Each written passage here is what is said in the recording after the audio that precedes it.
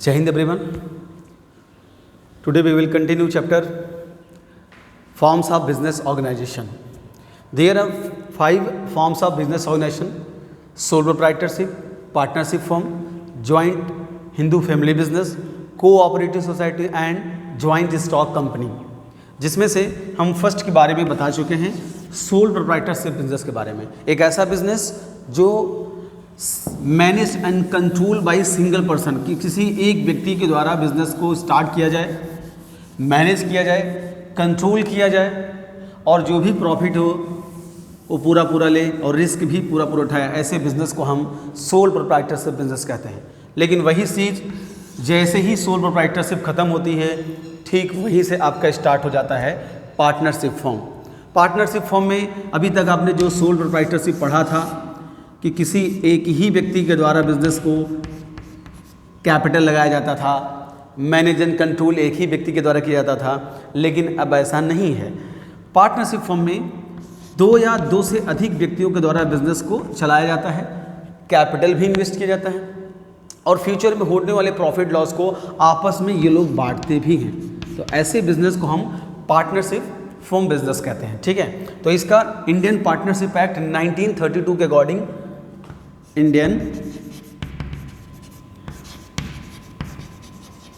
Partnership act 1932 के according definition दिया गया है, जो आप लोग साफ साफ देख लें।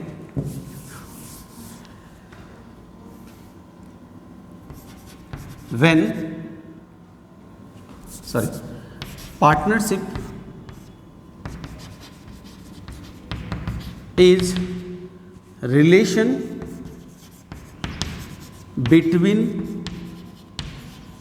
person who have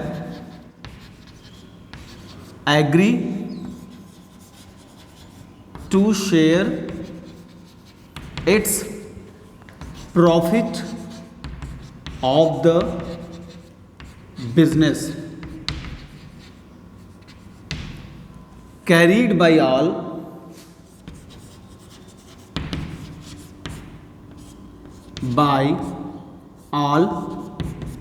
or any of them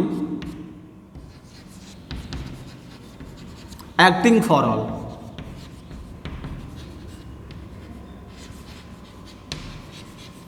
ठीक है, पार्टनरशिप रिलेशन होता है व्यक्तियों के बीच में, पर्सन्स। तो ये पर्सन 2 और मोर पर्सन्स होते हैं, कम से कम 2 व्यक्ति का होना जरूरी है और मैक्सिमम इंडियन पार्टनरशिप एक्ट के अकॉर्डिंग 50 कर दिया गया है, जो फ्यूचर में होने वाले प्रॉफिट लॉस को आपस में बांटने के लिए तैयार हो जाते हैं। Profit and loss of the business and carried by all, सभी लोगों के द्वारा बिजनेस को आगे कैरीड किया जाता है और any of them acting for all, उनमें से कोई भी अकेला काम करता है तो सबके लिए काम करता है। ठीक है, तो ये पार्टनरशिप फॉर्म के बारे में है मीनिंग, जो कि बहुत अच्छे से आप लिख लीजिएगा। उसके बाद हम बात करेंगे फीचर्स की। बात करें कौन कौन से फीचर्स हैं पार्टनरशिप फॉर्म के, तो जो फर्स्ट फीचर्स है वो है मेंबर्स की बात है। फर्स्ट, 2 और मोर पर्सन, 2 और मोर पर्सन्स। तो किसी भी पार्टनरशिप फर्म में मिनिमम जो व्यक्ति होने चाहिए वो 2 होने चाहिए, लेकिन मैक्सिमम जो हो सकते हैं वो 50 हो सकते हैं। ठीक है, उसके बाद नंबर 2 हम बात करेंगे पार्टनरशिप फर्म का और क्या फीचर्स हैं।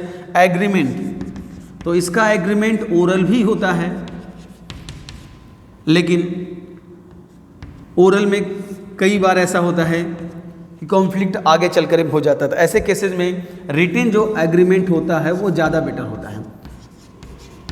ठीक है, तो ओरल रिटेन दोनों आप लिख लेंगे, but written is must. Number 3, जब भी आप पार्टनरशिप फॉर्म बिजनेस करते हैं तो आप जितने लोग हैं उन सब के बीच में म्यूचुअल ट्रस्ट होना चाहिए, आपस में विश्वास होना चाहिए, तभी वो फॉर्म चला पाएंगे। नंबर 4 बात करें तो ये लोग, जो लोग भी पार्टनरशिप फॉर्म चला रहे हैं, तो सबसे पहले उनको ये भी ध्यान देना होगा कि प्रॉफिट शेयरिंग कितना हो रहा है। यानी एक एग्रीमेंट बनाते समय ध्यान देना है कि किसको कितना कितना प्रॉफिट मिलेगा, आगे चल के डिस्प्यूट ना हो जाए। तो ये नंबर 4 पॉइंट है। नंबर 5 है लीगल बिजनेस होना चाहिए। जब भी आप फर्म चला रहे हैं तो ऐसा ना हो कि वो इलीगल बिजनेस हो तो उसमें किसी तरह का एक्ट या कानून लागू कर सकेंगे। इलीगल बिजनेस में नहीं हो सकता है, लीगल बिजनेस होना चाहिए। लीगल बिजनेस मतलब आप समझ सकते हैं लॉफुल बिजनेस होनी चाहिए, ठीक है। Number 6 point, carried by all और any of them acting for all, ठीक है। तो ये खास बातें जो आपने सीखा पार्टनरशिप फर्म के बारे में। और सबसे पहले आपने जो क्लास में पढ़ा था सोल प्रोप्राइटरशिप बिजनेस, वहाँ पर एक ही व्यक्ति द्वारा बिजनेस ओन कंट्रोल मैनेज किया जाता है, लेकिन यहाँ पर 2 व्यक्तियों का है तो ऐसे बिजनेस को हम पार्टनरशिप फर्म कहते हैं।